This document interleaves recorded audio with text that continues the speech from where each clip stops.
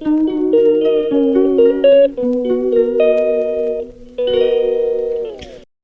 Hello, എല്ലാവർക്കും Bablu and എൻജോസ് വ്ളോഗ്സിലേക്ക് സ്വാഗതം. ഇന്നൊരു കുക്കിംഗ് വീഡിയോ ആണ്.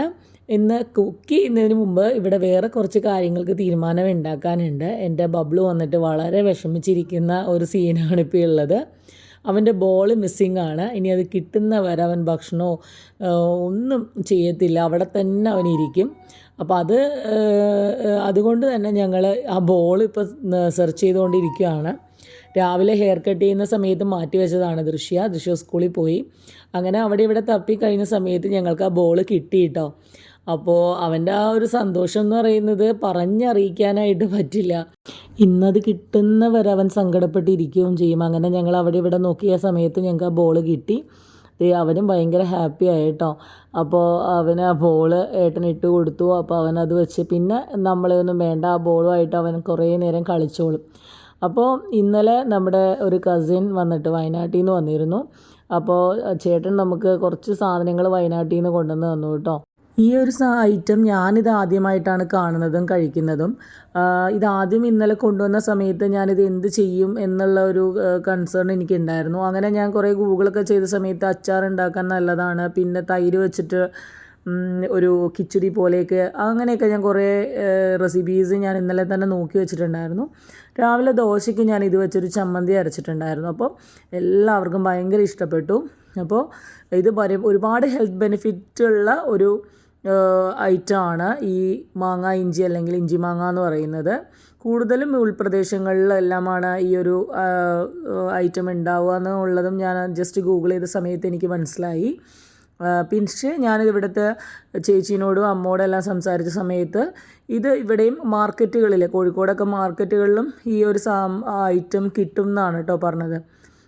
എനിക്കറിയില്ല, ഞാനിത് എന്തായാലും ആദ്യമായിട്ടാണ് ഇത് കാണുന്നതും കഴിക്കുന്നതും. പക്ഷെ അടിപൊളി സംഭവമാണ്. ചോറിന് വേറെ ഇനി ഒരു കറിയില്ലെങ്കിലും നല്ല അടിപൊളിയായിട്ട് കഴിക്കാനായിട്ട് പറ്റും. അപ്പോൾ അതിൽ ചെറിയ 2 നടാൻ പറ്റുന്ന വിത്ത് ഉണ്ടായിരുന്നു. എന്നാൽ ഇത് ഇപ്പോഴേ നട്ടേക്കാം എന്ന് വിചാരിച്ച് ഞങ്ങൾ രാവിലെ തന്നെ ഞങ്ങളുടെ ആ ഒരു പണിയെല്ലാം കഴിച്ചു.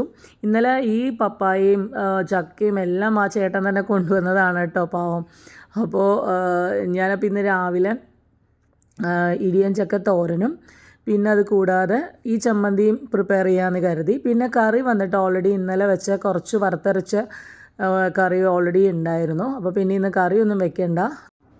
കടച്ചക്ക ഞാൻ തൊലിയെല്ലാം കളഞ്ഞ് നല്ല ചെറുതായിട്ട് നുറുക്കി അതിനുശേഷം കുറച്ച് നേരം ഞാൻ മഞ്ഞൾപ്പൊടി വെള്ളത്തിലിട്ട് വെച്ചു കേട്ടോ, അതിൻ്റെ ഒരു കറിയും എല്ലാം പോകാനായിട്ട്.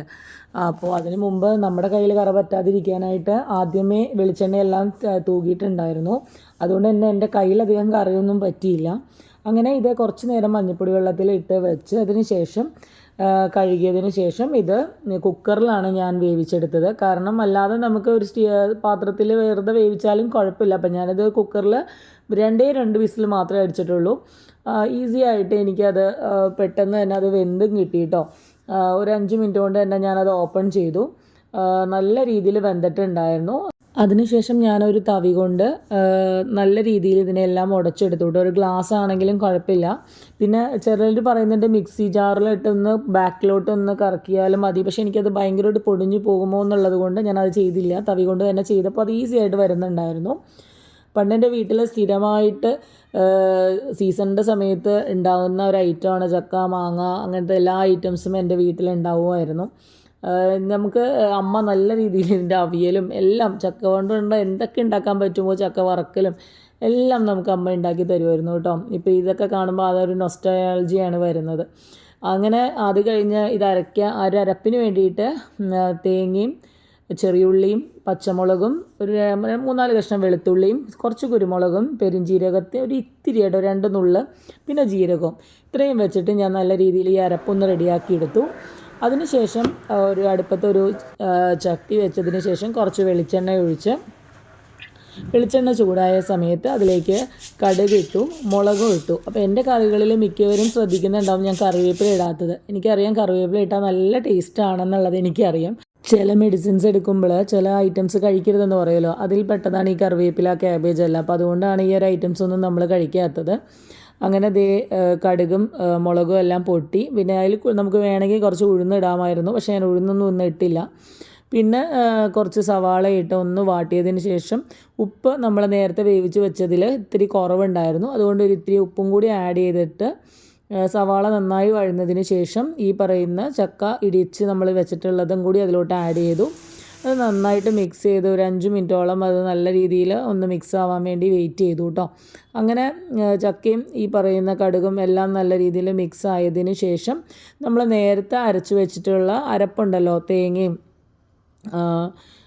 ജീരകവും പെരുംജീരകവും കുരുമുളകും എല്ലാം കൂടിയുള്ള ആ മിക്സ് അതിലോട്ട് ആഡ് ചെയ്തു. അതിനുശേഷം നല്ല രീതിയിൽ ഒന്നും കൂടി വെള്ളമൊന്നും ഞാൻ ആഡ് ചെയ്തിട്ടേ ഇല്ല. ഇനി എന്തെങ്കിലും വെള്ളം എന്തെങ്കിലും ഉണ്ടെങ്കിൽ കംപ്ലീറ്റ് പൊയ്ക്കോട്ടെ എന്ന് വിചാരിച്ചിട്ട് അത് കുറച്ച് നേരവും കൂടി ഒന്ന് സെറ്റ് ആവാനായിട്ട് വെച്ചു കേട്ടോ. അതിനുശേഷം നമ്മുടെ മാങ്ങ ഇഞ്ചി കൊണ്ടുള്ള ഒരു ചമ്മന്തിയും കൂടി ഞാൻ ഉണ്ടാക്കിയായിരുന്നേ. അപ്പോൾ അത് നിങ്ങൾക്കും കൂടി ഒന്ന് കാണിച്ചു തരാമെന്ന് വിചാരിച്ചു.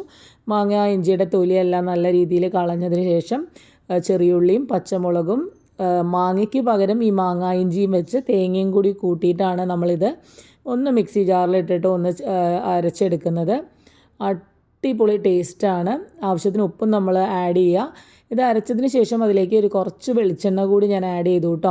ഞാനിന്ന് ഇതെല്ലാം പ്രിപ്പയർ ചെയ്യുന്ന സമയത്ത് എൻ്റെ കൂടെ നോറ ഉണ്ടായിരുന്നു. അപ്പോൾ ആദ്യം തന്നെ ഞാൻ ഫുഡ് നോറയ്ക്ക് തന്നെയാണ് കേട്ടോ ഇന്ന് കൊടുത്തത്. ഇത്തിരി ചക്കത്തോരനും ഇത്തിരി ചോറും ഇത്തിരി ചമ്മന്തി എല്ലാം കൂടി നല്ല രീതിയിൽ മിക്സ് ചെയ്തിട്ട് ഞാൻ അവൾക്ക് കൊടുത്തു. പക്ഷേ അവൾക്ക് ആദ്യം ഒരു ചെറിയ മടി ഉണ്ടായിരുന്നു കഴിക്കാനായിട്ട്.